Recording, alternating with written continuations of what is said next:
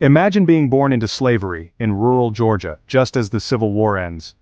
Now, imagine rising from those unimaginable beginnings to become a trailblazer in the world of archaeology, at a time when most doors were closed to people who looked like you.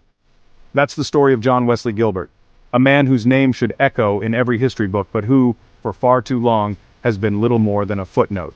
Let me take you back to 1863. The Emancipation Proclamation is a beacon of hope, but life is still brutally hard for black families in the South. John Wesley Gilbert grows up in Augusta, Georgia, determined to learn, to read, to dream bigger than his world would allow. He attends Paine College and later Brown University, already a miracle in itself.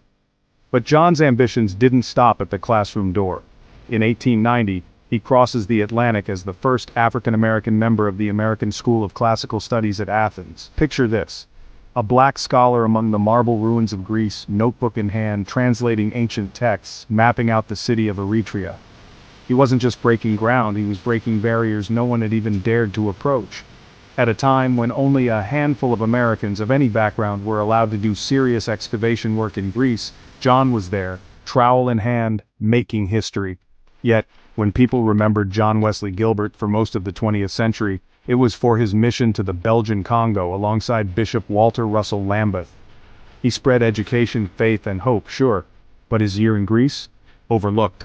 Barely more than a sentence in the official story. It wasn't until 2011, more than a century later, that the Society of Black Archaeologists formally recognized Gilbert as the first professionally trained African-American archaeologist.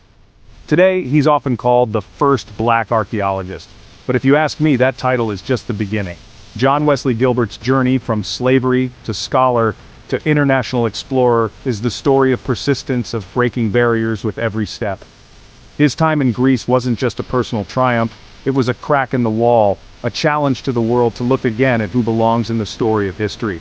So next time you hear about the greats of archaeology, remember John Wesley Gilbert, a man who mapped not just ancient cities, but new paths for all who came after him. His story isn't over. In fact, we're only just beginning to tell it. Please like and subscribe to my channel for more Black histories.